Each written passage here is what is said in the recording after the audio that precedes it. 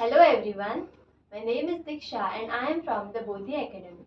Today I am going to start with the chapters from 10th standard science, and today I'll start with the very first chapter, that is chemical reactions and equations. Okay, now what are chemical reactions? In our everyday, like in our day-to-day life, we see many reactions happening, knowingly, unknowingly. Like at a house only, we see that when milk is left during summer season at room temperature, what happens to that milk? Okay, even the food, if we left for longer time during summer at room temperature, it will get spoiled, right? So these are the chemical reactions that happens in our day-to-day life. Even the food that we eat, it gets digested in our body. Yeah, then the process of breathing, all these are the reactions that happens in our day-to-day life. Okay, now we'll see more about the reactions, like how they take place and all. Okay, now in the first chapter they have given an activity of a magnesium ribbon which is burnt in the air. Okay, so if you take magnesium ribbon small piece, and if you try to burn it, okay, on spirit lamp, what happens is it burns with a dazzling sound and it will produce some after burning it we will get the powder that is left, okay, white powder. Okay, so when we burn the magnesium ribbon in air, we will get the powder. So this reaction will give one equation, that is between magnesium and oxygen, and it will give one product. So we will see how to write that equation. Okay, so now we have magnesium here. Magnesium plus oxygen, it will give magnesium oxide. Okay, so this reaction we have got. Now how we come to know that reaction has taken place? Okay, so now we come to know that reaction has taken place by some changes that we see in the after the reaction. Okay, so first change that we see, that is change in state. Okay, the state before reaction and state after reaction. Now for example, if we have this NH4 plus HCl, which is in gaseous state, it will react with each other and it will give NH4Cl. Okay, and this is in solid state. So for change in state, we have this example. First they had gaseous state, and after the reaction the product is in solid state. So change in state we can say in this example. Now next is change in color. Okay, now the common example is iron. Okay, if iron is exposed to air or moisture, it will get rust, right? So the first color of iron was some silver grayish color, and after the reaction has taken place, or after the rusting, the color will be some reddish brown. Okay, so this change in color tells us that the reaction has taken place. Okay, then next is evolution of gas. Okay, if we burn some fuels, then gas, we can see the evolution of gas that is taking place. So that is the third conclusion that we get from the reaction, that the reaction has taken place. Okay, so now all these things tells us that reaction has taken place. And also the last one is change in temperature. Okay, now if we boil the egg, if we keep egg for boiling, what happens after some time? It will get hard, right? So this tells us that change in temperature leads to the completion of reaction. Okay, so these are the four main things from which we can conclude that reactions are taking place. Okay, now we'll see how to write the chemical equation. Okay, so for example, if we take magnesium ribbon and oxygen, okay, if we take magnesium ribbon and if we burn in the presence of air, that is with oxygen, what we get is magnesium oxide. Okay, now magnesium and oxygen, they both are undergoing reaction. Okay, this both are undergoing reaction. So the substances which undergo reactions are called the reactants. Okay, the substances which undergo reactions are called as the reactants. These both are called as reactants. And the new substance which is formed from both the substances is called as product. Okay, so the substances which are undergoing reactions are called reactants, and the new product which is formed is called as product. And yeah, every time we write the reactants at left hand side of the arrow, and the product we write at right hand side. Okay, so yeah, this is all about how to write the chemical reaction. Okay, how to write the chemical equation of that reaction. Okay, so while writing the chemical equation, we have to always write the the short forms of the elements, like symbols of the elements. Like for magnesium it's Mg, then for oxygen gas it is O2, then magnesium oxide it is MgO. Okay, so this is the way to write the chemical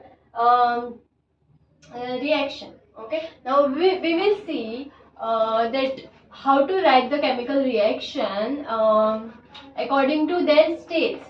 Okay, like for example, we will take this photosynthesis process. Okay, so in photosynthesis process we have carbon dioxide plus water in presence of chlorophyll and sunlight. Okay, so we have carbon dioxide plus water in presence of chlorophyll and sunlight. What do we get? We will get glucose, that is C6H12O6 plus 6O2. Okay, now this carbon dioxide is in gaseous form. Also this water is in gaseous form, that is water vapor, and glucose will be in aqueous form. Yeah, and oxygen is in gaseous form. So in this reaction we can write the states of the reaction. Okay, so the states are represented in bracket. Okay, yeah, to the side of the element. So this is how we write the states of the each substances which is undergoing reaction in the in the chemical equation. Okay, so this is how we write the states. Now let us see how to if we have 6 carbon dioxide and 6 H2O, we are getting here glucose plus oxygen gas. Okay, now let us see if the number of atoms are balanced or they are equal in both the right hand side and left hand side, if they are equal or not. Like here we have 6 carbon dioxide, so we have how many carbon atoms? 12 carbon atoms, right? Okay, but here we have 6 carbon atoms. Here we have 12 hydrogen atoms, and here we have 12 hydrogen atoms. That is the equal number. And here we have 6 oxygen atoms, but and here we have 12 plus 6, that is 18 oxygen atoms. Okay, so say O6 plus 12, so they are equal. Okay, and yeah, and this equation is balanced. Okay, now let us see how to balance the equation. Okay, in next reaction.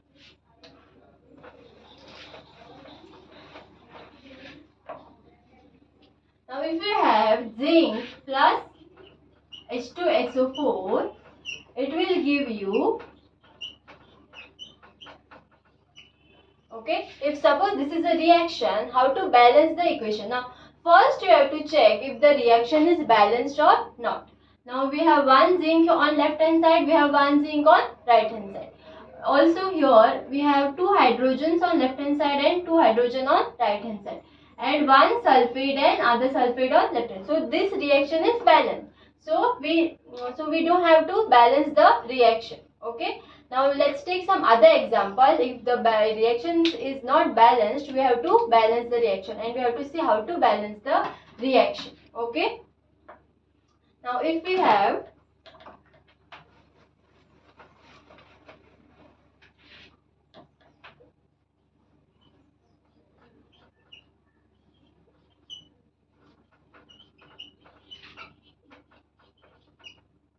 Okay, if you have this reaction, okay, so how now this reaction, if you see ferrous ion and here ferrous ions, here there are 3 and here there is only 1. So by this only we come to know that reaction is not balanced. So how to balance the reaction? Okay, so now there are steps to balance the reaction. So basically first we have to try to balance the polyatoms, okay, polyatomic molecules. Like here the polyatom is this Fe3O4, then H2O, means in which there are many atoms present. Okay, then you have to balance the metals that are present, and next you have to balance the non-metals. And one thing you have to keep in mind that we should not write the numbers, okay, in fraction form. Okay, we should not write the numbers in fraction form, that we have to remember. Now let us see how to balance the reaction. Okay, now first we have to write the name of the element. Okay, element, then number of atoms on left hand side and number of atoms on right hand side.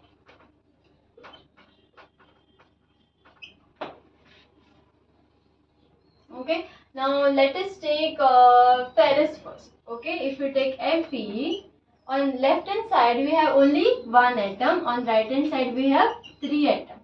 Okay, so what we have to do is to make this 3, we have to multiply this ferrous by 3. Okay, so to make this 3 we have to multiply this by 3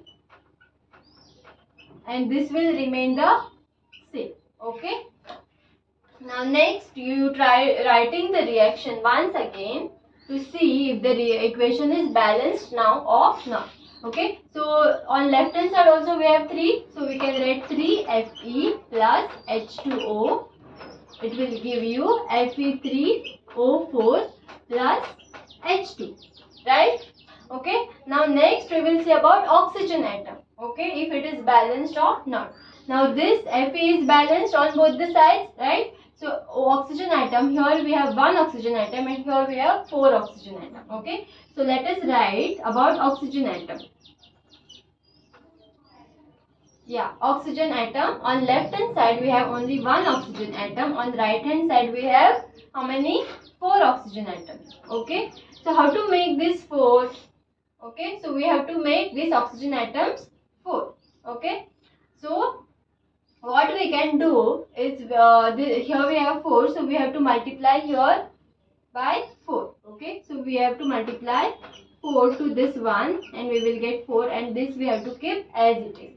Okay, so what we can do is we have to write 4 here. Okay, so here if we write 4, we will get 4 oxygen atoms and the oxygen atoms on both the sides are balanced. Okay, so the equation is we get 4 oxygen atoms plus 4 oxygen atoms. Now next the third element is hydrogen, and here on right hand side we have 2 hydrogen atoms, but on left hand side we have 8 hydrogen atoms. So how to balance those hydrogen atoms, that we will see. Okay, so let us take hydrogen atoms. Yeah, hydrogen atoms, on left hand side we have 8 hydrogen atoms, on right hand side we have only 2 hydrogen atoms. So what we have to do is we have to make these 2 hydrogen atoms 8. Okay, so we have to multiply 4 to 2, so we will get 8 and this 8 will remain the same. Okay, so we will make changes in this reaction only now, and we will see if the reaction is balanced or not. Okay, so here we have 8 hydrogen atoms. So how to make this 8? So we have to write 4 here because already there are 2 hydrogen atoms. So if we write 4 here, so they will become 4 into 2, 8 hydrogen atoms. So now we will see if the reaction is balanced or not. So here we have 3 ferrous, here we have 3 ferrous. Here we have 8 hydrogen, also here we have 8 hydrogens. Here we have 4 oxygen atoms and here also we have 4 oxygen atoms. So this reaction is a balanced, chemical reactions or balanced chemical equation. Okay.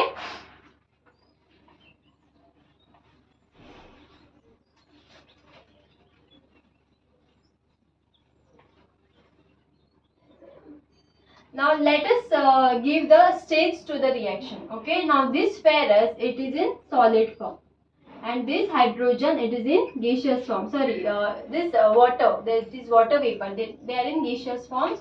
Also the product that we got, okay, so this is in solid form and this hydrogen gas is in gaseous form.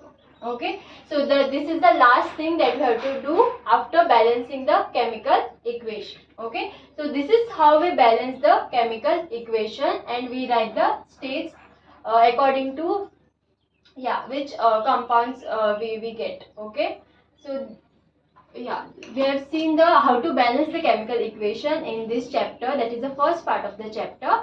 And also we have seen about how we come to know how the reaction has taken place and all. Okay, so this is for today, and next part we will see in the next video. Thank you for watching my video. I'll come with the next part in the next video. Thank you so much.